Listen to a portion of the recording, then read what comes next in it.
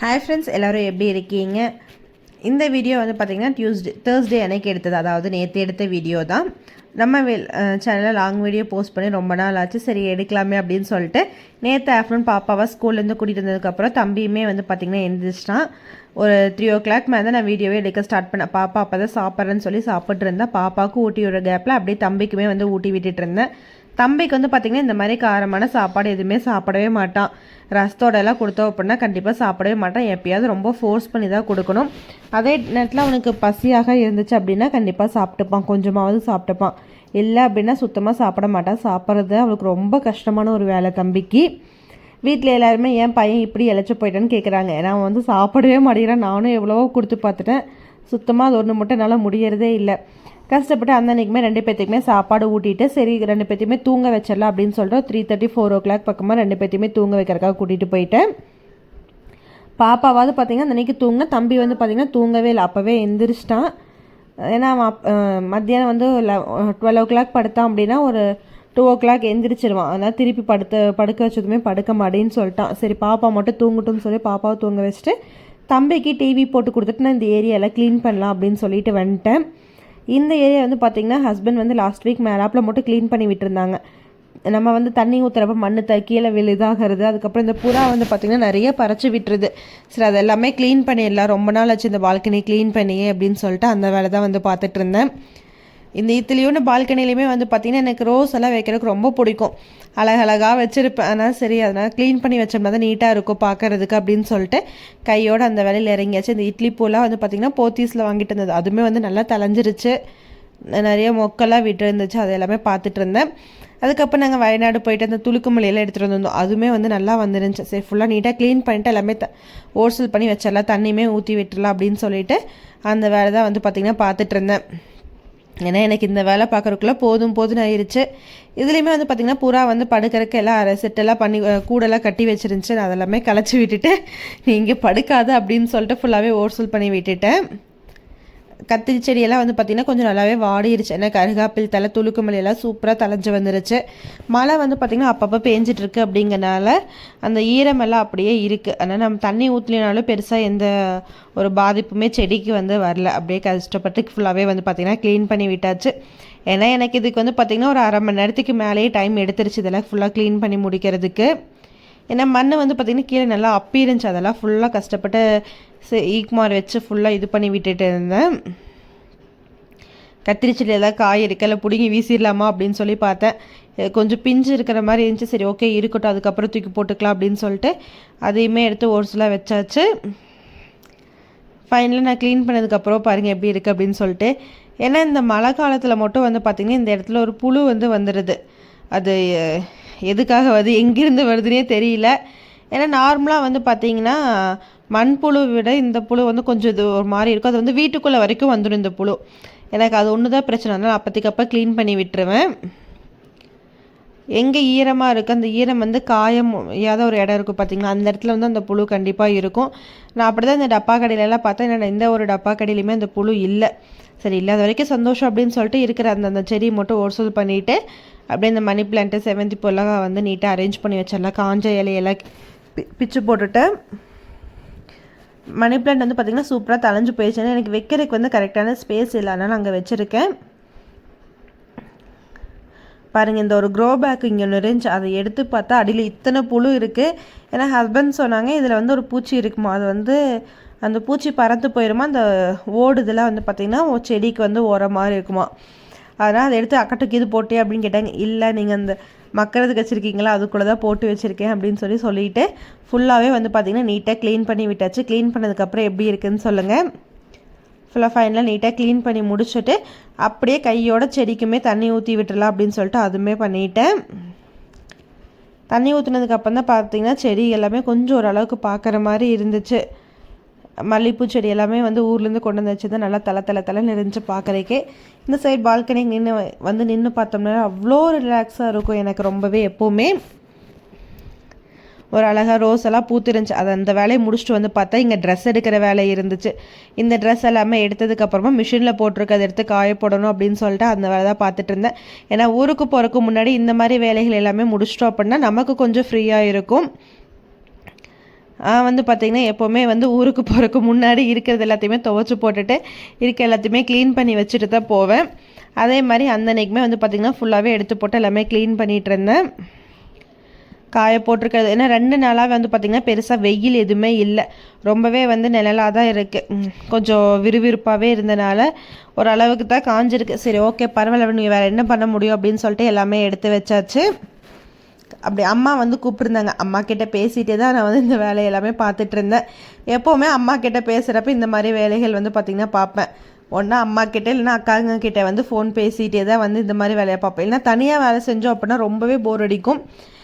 விளைக்கிழவரப்பவாக இருக்கட்டும், துணி காய போட்டு இருக்கிறது, மிஷினில் போடுறப்பெல்லாம் வந்து யாரோ ஒருத்தர்கிட்ட வந்து ஃபோன் பேசிகிட்டே தான் இருப்பேன். அங்கே வந்து பார்த்திங்கன்னா இன்னொரு ஃபோன் இருக்கிறதால வந்து அம்மா வந்து வீடியோ கால் பண்ணியிருந்தாங்க. அம்மாக்கிட்டேயும் பேசிகிட்டே தான் வந்து நான் இந்த வேலையெல்லாம் பார்த்துட்டு இருந்தேன். ஹஸ்பண்டோட ட்ரெஸ் எல்லாமே மிஷினில் போட்டிருந்தேன், அதையுமே எடுத்து காய போட்டுட்ருந்தேன். அவங்க எதுவுமே போட வந்துகிட்டே இருக்கு. ஒரு வாரத்து ட்ரெஸ் தானடா, என்னடா இவ்வளோ வருது அப்படிங்கிற மாதிரி இருந்துச்சு. ஏன்னா இந்த டைம்லலாம் வந்து பார்த்திங்கன்னா பாப்பா வந்து நல்லா சமத்தா தூங்கிட்டு இருந்தா.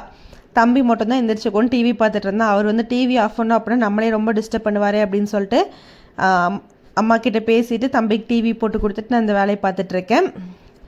அம்மா கிட்டே வந்து பார்த்திங்கன்னா என்னோடய ஊருக்கு போகிறோம் அப்படிங்கிறனால கொஞ்சம் மேரேஜ் ஃபங்க்ஷன்ஸ்க்கெல்லாம் போக வேண்டியது இருக்குது. எனக்கு சாரீ எல்லாம் அயன் பண்ணணும், அதெல்லாம் எடுத்து அப்பா கிட்டே கொடுத்து விடுங்க அப்படின்னு சொல்லி அம்மா கிட்டே வந்து சொல்லிகிட்டு இருந்தேன். அம்மா வந்து எந்த சாரீ வேணும் அப்படின்லாம் கேட்டு எல்லாமே எடுத்து வச்சுட்டு இருந்தாங்க. ஏன்னா பட்டு சாரீ எல்லாமே நான் அம்மா வீட்டில் வச்சுருக்கேன் அப்படிங்கிறனால அம்மா வந்து அதெல்லாமே பார்த்து எடுத்து கொடுத்துட்டு இருந்தாங்க. அப்படியே வந்து இந்த வேலையுமே நான் வந்து ஓரளவுக்கு வந்து பார்த்திங்கன்னா முடிச்சிட்டேன் சீக்கிரமாகவே. ஏன்னா ஈவினிங் டைம் தான் மட்டும்தான் எனக்கு வேலை கொஞ்சம் அதிகமாக இருக்கும். மற்ற நேரத்துலலாம் வந்து பார்த்திங்கன்னா ரொம்பவே ஃப்ரீயாக தான் இருப்பேன், ஒரு வேலையுமே இல்லாமல் தான் இருப்பேன். ஈவினிங் அப்போ வேலை செய்கிறப்போ இந்த மாதிரி ஃபோன் பேசிட்டு இல்லை பிக் பாஸ் பார்த்துட்டு, அதுவும் இந்த சீசன் பிக் பாஸ் எல்லாம் வந்து பார்த்திங்கன்னா சுத்தமாக எனக்கு பார்க்குறக்கே விருப்பம் இல்லை. இப்போ தான் கொஞ்ச நாளாக வந்து பார்க்குறக்கு வந்து கொஞ்சம் இன்ட்ரெஸ்ட் இருக்குது. நான் பழைய சீசன்லாம் பார்த்துட்ருப்பேன், சீசன் 7, 6, 8 பார்த்துட்ருப்பேன். ஏன்னா ஹாட்ஸ்டாரில் வந்து பார்த்திங்கன்னா சீசன் 6 வரைக்கும் தூக்கிட்டாங்க, 7, 8, 9 மட்டும்தான் இருக்குது. அதனால் அதெல்லாமே பார்த்துட்டு அப்படியே வந்து துணிக்காயை போட்டுட்ருப்பேன், இல்லை ஹார்ட் பீட் வெப் சீரிஸ் பார்த்துட்ருப்பேன். அந்த மாதிரி ஏதாவது ஒன்று பார்த்துக்கிட்டு இல்லை ஃபோன் பேசிட்டு தான் வந்து துணி எல்லாமே காய போடுவேன். அந்த அன்றைக்கி அம்மா சிக்கிட்டாங்க, அம்மா கிட்டே பேசிகிட்டே வந்து இந்த வேலைகள் எல்லாமே முடிச்சிடலாம் அப்படின்னு சொல்லி முடிச்சாச்சு. அந்த கட்டை நான் முடிக்க டைமில் வந்து பார்த்திங்கன்னா பாப்பாவும் எந்திரிச்சு வந்துட்டா. என்னை விட்டுட்டு யார்கிட்ட ஃபோன் பேசிகிட்டு இருக்கிறீங்க அப்படின்னு சொல்லி சைடில் நின்று எட்டி பார்த்துட்டு இருந்தா. ஏன்னா இந்த ஒரு வானரகங்களை மட்டும் வீட்டில் வச்சுருக்கவே முடியாதுங்க. டைப்பர் அது வாட்டுக்கு ஒரு பேக்கில் ஃபுல்லாக இருந்துச்சு, அதை எடுத்து கீழே போட்டு என்னென்ன பண்ணிகிட்ருக்கான்னு பாருங்கள். எடுத்து வையின்னு சொன்னால் அதை எடுத்து வைக்க மாட்டாராமா, அங்கே ஓடுறது இங்கே ஓடுறது எடுத்து வைக்க முடியாதுன்னு பாருங்கள் எப்படி சொல்லிகிட்டு இருக்கான் அப்படின்னு சொல்லிட்டு சொன்னதுக்கு கடைசியில் டைப்பர் மேலே ஏறி படுத்துக்கிட்டான். ஏன்டா இப்படி பண்ணுறேன்னு கேட்டால் அதுக்கும் வந்து பார்த்திங்கன்னா எந்த ஒரு பதிலும் இல்லை. ஏன்னா இவனை வீட்டில் வச்சேன்னா சுத்தமாக சமாளிக்க முடியல. இவனை எப்படா ஸ்கூலுக்கு சேர்த்துவோன்னு நான் வந்து ரொம்ப வெயிட் பண்ணிகிட்ருக்கேன். பாருங்க என்னென்ன பண்ணிகிட்ருக்கான் அப்படின்னு சொல்லிட்டு எப்படிலாம் விளையாடுறான்னு பாருங்க. இதுக்கு வந்து பாப்பா வந்து மிரட்டுங்க அப்படின்னு சொல்லி ஒரு கரண்டி வந்து கொண்டு வந்து கொடுத்தா. மிரட்டுறன்னு அந்த கரண்டி எடுத்தது எங்கே போய் ஒளிஞ்சிட்ருக்கான்னு பாருங்கள். இங்கே வந்து இடமே இல்லை, இத்துலேயும் இடம் சேரை தள்ளிட்டு உள்ளே போய் நின்றுக்கிட்டாரு. நம்மளாம் உள்ளே போய் அவளை கூட்டிகிட்டு வர முடியாதுன்னு நினச்சிட்டு இப்போ நீ வெளியில் வாடான்னு சொல்லி சேரை இழுத்து விட்டுட்டேன். அதுக்கப்புறம் இந்த உண்ணியல் மேலே உட்காந்துட்டு வந்து பார்த்திங்கன்னா விளையாடுறக்க ஆரம்பிச்சிட்டார். அவரே வந்து தள்ளிட்டு எஸ்கேப்பாக பார்த்தாரு. ஏன்னா கடைசி வரைக்கும் வந்து பார்த்திங்கன்னா அவன் எடுத்து வைக்கவே இல்லை. ஒரே ஒரு டைப்பரை மட்டும் தூக்கிட்டு அவர் பட்டுக்கு வெளியில் ஓடிட்டார். அம்மாவும் அப்படின்னு காமிச்சிட்டு வெளியில் போயிட்டான். ஏன்னா இவன் பண்ணுறதெல்லாம் வந்து பார்த்திங்கன்னா ரொம்பவே க்யூட்டாக இருக்கும். ஏன்னா அதே டைமில் வேலை செய்கிறது நினச்சாலும் ரொம்ப கடுப்பாக இருக்கும். 2 அடி கொடுத்ததுக்கப்புறம் பாருங்கள் எப்படி படுத்துக்கிட்டேன்னு பாருங்கள், படுத்துக்கிட்டு அடி வாங்கிட்டு இருக்கான். உங்கள் வீட்டுக்குட்டீஸ் இந்த மாதிரி சேட்டையெல்லாம் பண்ணுவாங்களான்னு சொல்லுங்கள். எங்கள் வீட்டுக்குட்டியெல்லாம் பயங்கரமாக பண்ணுவார், என்ன மிரட்டினாலும் கேட்க மாட்டார். நீ என்னமோ பண்ணிடா, இதுக்கு மேலே என்னால் உங்ககிட்ட சமாளிக்க முடியாது அப்படின்னு சொல்லிட்டு நான் வந்து பார்த்திங்கன்னா கிச்சனுக்குள்ளே வந்துட்டேன். கிச்சனுக்குள்ளே வந்ததுமே முதல் வேலையாக வந்து பார்த்திங்கன்னா பால் தான் வந்து காய வச்சுட்டு இருந்தேன். தம்பி வந்து எந்த நேரத்தில் தூங்குவார்னே தெரியாது. அவர் எந்திரிச்சிட்டாரு அப்படின்னா ஒரு 8 o'clock வந்து பார்த்திங்கன்னா தம்பி வந்து திரும்ப தூங்கிடுவான். அதனால் ஃபஸ்ட்டு பால் காய வச்சுட்டு அதுக்கப்புறம் சைடில் வந்து பார்த்திங்கன்னா பாப்பா வந்து ஃப்ரெஞ்ச் ஃப்ரைஸ் கேட்டிருந்தா. நாங்கள் டிமார்ட் போயிருந்தப்போ அங்கே பார்த்துட்டு அம்மா எனக்கு இது வேணும் வாங்கி கொடுங்க அப்படின்னு சொல்லி கேட்டால் சரிவா நம்ம அடுத்த நாள் அப்போ ஆன்லைனில் ஆர்டர் பண்ண சொல்லிக்கலாம் வா அப்படின்னு சொல்லி கூட்டிகிட்டு வந்துட்டேன். அதே மாதிரி அடுத்த நாள் காலையில் வந்து பாப்பா வந்து கேட்டேன். ஹஸ்பண்ட் காலையிலேயே பால் வாங்குறப்போ கூட சேர்த்து ஆர்டர் போட்டாங்க. சரி நம்ம ரெடி டு குக் தான், அது வாங்கி நம்ம வீட்டில் ஃப்ரை பண்ணி கொடுத்துக்கலாம் அப்படின்னு சொல்லிட்டு அது வாங்கியிருந்தேங்க. அப்படியே அதுக்குமே வந்து நான் வந்து எண்ணெய் வந்து காய வச்சுட்டு இருந்தேன். அந்த அன்னைக்கு வந்து பார்த்திங்கன்னா டிமார்ட் போயிட்டு வரப்பவே தோசை மாவு சப்பாத்தி பேக்கெட் அப்படின்னு சொல்லி எல்லாமே வாங்கிட்டு வந்திருந்தேன். ஏன்னா ஊருக்கு போகிறப்ப மாவாட்டி வச்சிட்டோம் அப்படின்னா கண்டிப்பாக வேஸ்ட் ஆயிரும் அப்படிங்கிறனால நாங்கள் வந்து பார்த்திங்கன்னா எல்லாமே வாங்கிட்டு வந்துட்டேன். சப்பாத்தி பேக்கெட் அந்த 2 நாளே வெனஸ்டே நைட்டும் தேர்ஸ்டே மார்னிங் போட்டனால சப்பாத்தி பேக்கெட் முடிஞ்சிருச்சு. தோசை மாவு அப்படியே ஃப்ரிட்ஜில் வச்சுருந்தனால இன்றைக்கி நைட், அதாவது வியாழக்கிழமை நைட்டு ஃப்ரைடே மார்னிங் 2 நாள் யூஸ் பண்ணிக்கலாம் அப்படின்னு சொல்லிட்டு அந்த மாவு தான் எடுத்து வந்து ஒரு குண்டால ஊற்றி உப்பு போட்டு கலக்கிக்கலாம் அப்படின்னு சொல்லி ஊற்றிட்டு இருந்தேன். 1 kg வாங்கிட்டு வந்தோனாலே எங்களுக்கு வந்து பார்த்திங்கன்னா கரெக்டாக இருக்கும். ஏன்னா பெருசாக யாருமே சாப்பிட்றதே இல்லை. நைட் டைமில் வந்து எதாவது ஸ்நாக்ஸ் சாப்பிட்டோம் அப்படின்னா கண்டிப்பாக அந்த அன்றைக்கி நைட்டு வந்து டின்னர் வந்து ஸ்கிப் பண்ணிடுவோம். அதனால் சரின்னு சொல்லிட்டு 1 kg மட்டும் போதுன்னு வாங்கிட்டு வந்துட்டோம். அப்படியே அதையுமே ஊற்றி வச்சுட்டு பாப்பாவுக்கு வந்து பார்த்திங்கன்னா ஃப்ரெஞ்ச் ஃப்ரைஸ் போட ஆரம்பிச்சிட்டேன். சைடில் வந்து 2 பேரும் அது இதுன்னு கேட்டுகிட்டே இருந்தாங்க. இதில் வந்து பார்த்திங்கன்னா 3 டைப்பாக இருக்கும். ஸ்மைலி இருக்கும், ஃப்ரெஞ்ச் ஃப்ரைஸ் இருக்கும், அதுக்கப்புறம் பைட்ஸ்ன்னு சொல்லி ஒன்று இருக்கும். 3 விதமாக இருக்கும். சரி 3யுமே போட்டு கொடுத்துல. ஏன்னா எல்லாமே வந்து பார்த்திங்கன்னா கொஞ்சம் கொஞ்சமாக தான் இருக்கும். ஸ்மைலி வந்து ஒரு 10 பீஸ் தான் இருக்கும். சரி நாங்களும் சாப்பிட்றோம் அப்படிங்கிறப்ப அதனால் 3யுமே போட்டுடலாம் அப்படின்னு சொல்லிட்டு நான் வந்து 3யுமே தான் போட்டிருந்தேன் அந்த அன்னைக்கு. எங்களுக்கு கரெக்டாக போயிடுச்சு. 3 போட்டுமே வந்து பார்த்திங்கன்னா அதை சாப்பிட்டு டீ குடித்தோம். நைட்டு டின்னர் வந்து ஸ்கிப் பண்ணியாச்சு. குட்டீஸ்க்கு மட்டும் தோசை ஊற்றி கொடுத்து ஃபோர்ஸ் பண்ணி அவங்கள சாப்பாடு வச்சுட்டு நாங்கள் வந்து கட் பண்ணிட்டோம். இந்த மாதிரி ஏதாவது ஒரு ஸ்நாக்ஸ் சாப்பிட்டோம் அப்படின்னா கண்டிப்பாக அந்த அன்றைக்கி டின்னர் வந்து பெருசாக எதுவுமே செய்ய மாட்டோம். அப்படியே செஞ்சாலும் சைட் டிஷ் வந்து பார்த்திங்கன்னா கண்டிப்பாக செய்யவே மாட்டேன். இட்லி பொடியோ இல்லை வேறு ஏதாவது ஊருக்கு அந்த மாதிரி வச்சு முடிச்சுருவோம். அதுவும் இதில் வந்து பார்த்திங்கன்னா ஸ்மைலியில் மட்டும்தான் காரம் வந்து சேர்க்காமல் இருந்தாங்க.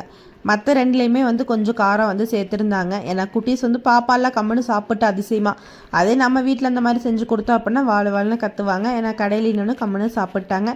இந்த மாதிரி சூப்பராக ஃப்ரை பண்ணியாச்சு ஸ்மைலியை. நெக்ஸ்ட்டு வந்து ஃப்ரெஞ்ச் ஃப்ரைஸ் அப்படியே போட்டுடலாம் அப்படின்னு சொல்லிட்டு மிச்சம் இருக்க 5 ஸ்மைலி போட்டிருந்தேன். ஏன்னா இது போடுறப்ப வந்து பார்த்திங்கன்னா எண்ணெய் எங்கே தரிச்சிருமோ அப்படின்னு எனக்கு ஒரு பயம் இருக்கும். அதனால் போட்டு கையை ரொம்ப தூரத்துக்கு தூக்கிடுவேன். அதே மாதிரி ஃப்ரெஞ்ச் ஃப்ரைஸுமே வந்து பார்த்திங்கன்னா போட்டு எடுத்தாச்சு. அதுவுமே வந்து 2 பேட்சாக வந்து பிரித்து தான் போட்டிருந்தேன். பாருங்க இதில் வந்து கொஞ்சம் காரம் இருந்துச்சு. ஏன்னா இவங்களுக்கு இந்த காரமெல்லாம் வந்து பார்த்திங்கன்னா சுத்தமாக தெரியாது. நம்ம அதே வீட்டில் செஞ்சு கொடுத்தமா இருக்குன்னா ஐயோ காரமாக இருக்குது அப்படிம்பாங்க. ஹஸ்பண்டும் கரெக்டாக ஆஃபீஸ்லேருந்து வந்துட்டாங்க. வந்ததுமே வந்து பார்த்திங்கன்னா டீ கேட்டாங்க. சரி காஃபி கேட்டாங்க. காஃபி பவுட்ரு இல்லையே அப்படின்னு சொன்னால் போய் வாங்கிட்டு வரேன். நாங்கள் அதெல்லாம் வேண்டாம் விடுங்க, டீயை போட்டு குடிச்சுக்கலாம் அப்படின்னு சொல்லிட்டு இருந்த பாலுக்கு நாங்கள் டீ போட்டுட்டோம். 2 பேத்துக்கும் ஸ்ட்ராங்காக டீ போட்டுட்டு அப்படியே எனக்கு ஸ்நாக்ஸுமே சூப்பராக வச்சு அந்த அன்றைக்கி ஈவினிங் ஸ்நாக்ஸ் வந்து முடிச்சாச்சு. இந்த கிளாஸ் வாங்கினதுலேருந்து இந்த கிளாஸ்லேயே தான் வந்து நாங்கள் வந்து டீ குடிச்சிட்ருக்கோம். வேறு கிளாஸ் கூட மாற்றுறது இல்லை.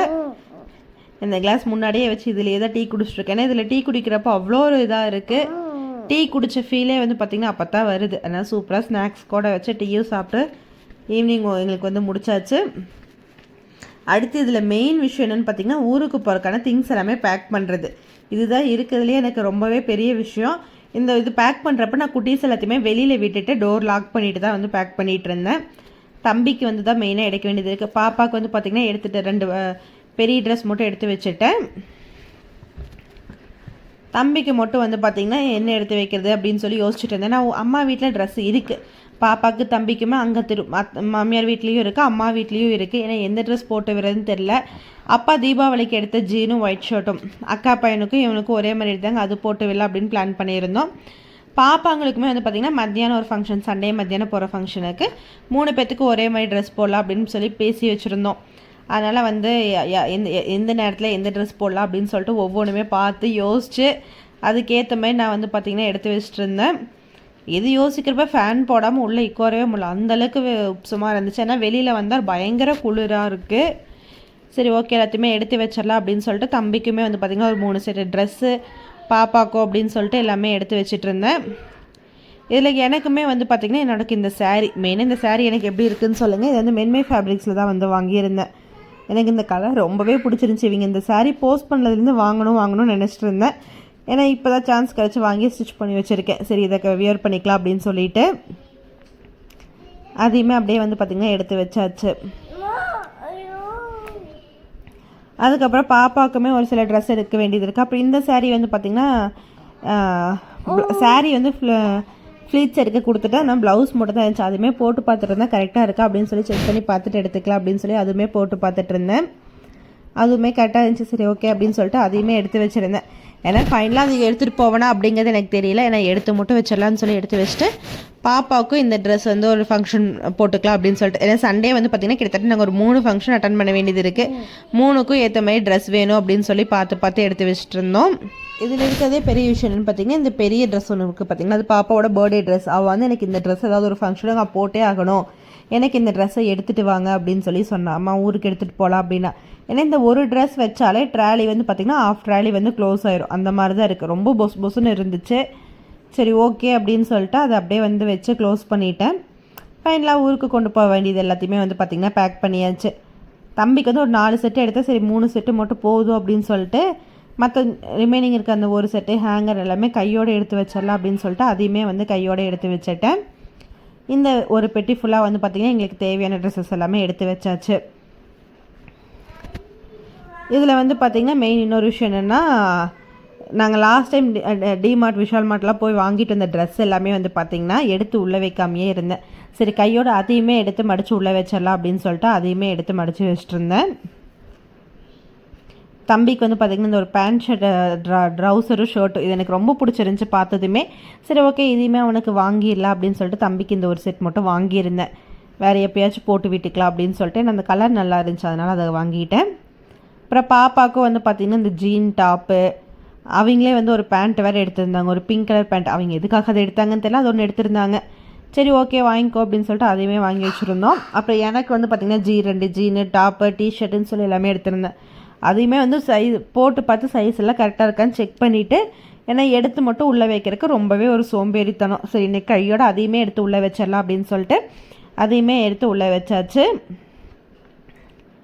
இது எல்லாமே அப்போதைக்கு அப்போ தோணுச்சு அப்படின்னா டக்குன்னு செஞ்சிருவேன். இல்லைன்னா வந்து பார்த்திங்கன்னா செய்யறதுக்கு அவ்வளோ ஒரு சோம்பேறித்தனமாக இருக்கும். நான் இந்த வேலையெல்லாம் முடிக்கிற வரைக்குமே வந்து பார்த்திங்கன்னா ஹஸ்பண்ட் வந்து குட்டீஸை வந்து அந்த பெட்ரூம்குள்ளே விடவே இல்லை. விட்டாங்க அப்படின்னா அவங்க ஃபுல்லாக ட்ரெஸ் எல்லாமே கரைச்சி போட்டுருவாங்க அப்படின்னு சொல்லிட்டு அவங்க விடலை. இதே சான்ஸ்ன்னு சொல்லிட்டு நானும் வந்து கொஞ்சம் எல்லா வேலையும் பொறுமையாக பார்த்துட்டு இருந்தேன். ஏன்னா இதை எடுத்து வச்சிட்டோம் அப்படின்னா நமக்கு வந்து கொஞ்சம் பார்த்திங்கன்னா ஃப்ரீயாக இருக்கும். அதனால் கையோடு வந்து அதையுமே எடுத்து வச்சுட்டு அதுக்கப்புறம் தான் ஹஸ்பண்டோட ட்ரெஸ் எல்லாமே வந்து பார்த்திங்கன்னா பேக் பண்ணோம். இவங்க இதெல்லாமே எடுத்து அந்தந்த பிளேஸில் அரேஞ்ச் பண்ணி வச்சுட்டு ஹஸ்பண்ட் வந்து அதுக்கப்புறம் தான் நான் வந்து ஃபைனலாக என்னோடய ட்ரெஸ் எடுத்து கொடுக்குறேன், அதை உள்ளே வச்சிரு அப்படின்னாங்க. சரின்னு சொல்லிட்டு அதுவுமே எடுத்து வச்சுட்டு நான் இன்றைக்கி போட்டிருக்க இந்த பேண்ட் வந்து பார்த்திங்கன்னா நான் டிமார்ட்டில் தான் வாங்கியிருந்தேன். 250 ருபீஸ். ரொம்பவே குவாலிட்டி வைஸ் ரொம்பவே சூப்பராக இருந்துச்சு. பேக் பண்ண பெட்டி எடுத்துகிட்டு தம்பி வந்து நான் ஊருக்கு போகிறேன் பாய் அப்படின்னு சொல்லிட்டு வந்துட்டார். அம்மா பாய் ஒழுங்கு மீது பெட்டி கொண்டு போய் உள்ளே வைடானா பெட்டி அதுக்கப்புறம் வந்து பார்த்திங்கன்னா உள்ளே எடுத்துகிட்டு போகிறாரு. இல்லை அவர் வந்து கிளம்புறதுக்கு ரெடி ஆகிட்டார். அம்மா போகலாம் அப்படின்னு சொல்லி ஸ்டார்ட் பண்ணிட்டாங்க. ஏன்னா ஊருக்கு போய் கிட்டத்தட்ட 1 மாதம் தான் ஆகுது. ஏன்னா அதுக்குள்ளே வந்து பார்த்திங்கன்னா 2 பேரும் ஊருக்கு எப்போ போகிறோன்னு சொல்லி பயங்கர டார்ச்சர் பண்ணிகிட்டு இருந்தாங்க. அப்படியே அவங்களையும் சமாளிச்சுட்டு நைட் டின்னருக்கு வந்து பார்த்திங்கன்னா தோசை தான் ஊற்றிருந்தேன். மாவு இருக்குது அப்படிங்கிறனால தோசை வந்து ஊற்றியாச்சு. தோசைக்கு சைடிஷ்ஷாக வந்து பார்த்திங்கன்னா அக்கா வந்து புளித்தொக்கு ரெடி பண்ணி கொடுத்துருந்தாங்க. அந்த புளித்தொக்கை வச்சு தோசை வந்து சூப்பராக சாப்பிட்டாச்சு. குட்டீஸுக்கு தான் மெயினாக கொடுத்துருந்தோம், நாங்கள் சாப்பிடல. எனக்கு வந்து ஃபுல்லாக இருந்துச்சு. சரி ஓகே அப்படிங்கிறனால குட்டீஸுக்கு மட்டும் புளித்தொக்கு வச்சு தோசை வந்து ஊட்டி விட்டுட்டேன். பாப்பாவுக்கு வந்து பார்த்திங்கன்னா இந்த மாதிரி ஏதாவது ஒன்று இருந்துச்சு அப்படின்னா அவளுக்கு மெயின் தேங்காய் சட்னி இருந்தால் சாப்பிட்டுப்பா. இந்த மாதிரி இருக்குன்னா கொஞ்சம் காரமாக இருக்குது அப்படின்னு சொல்லுவாள். ஏன்னா மற்றபடி வந்து பார்த்திங்கன்னா அவள் கம்முன்னு சாப்பிட்டுப்பா, அதிலலாம் எந்த பிரச்சனையும் இருக்காது. அப்படியே புளித்தொக்கும் வந்து பார்த்திங்கன்னா ஒரு பாட்டில், இந்த பாட்டில் ஒரு 3/4 பாட்டில் இருந்துச்சு. அதையுமே இந்த 1 வீக்கில் நாங்கள் முடிச்சிட்டோம். இன்னும் எடுத்து ஃப்ரிட்ஜில் வந்து ஸ்டோர் பண்ணி வச்சாச்சு. அப்படியே தோசையும் கரெக்டாக வெந்துருச்சு. குட்டீஸ் 2 பேத்துக்கு ஊட்டி விட்டாச்சு. அவ்வளோதாங்க இந்த வீடியோ. நம்ம வீடியோ ஃபர்ஸ்ட் டைம் பார்க்குறீங்க அப்படின்னா மறக்காமல் சப்ஸ்கிரைப் பண்ணிக்கோங்க. தேங்க்யூ ஃபார் வாட்சிங். Keep supporting.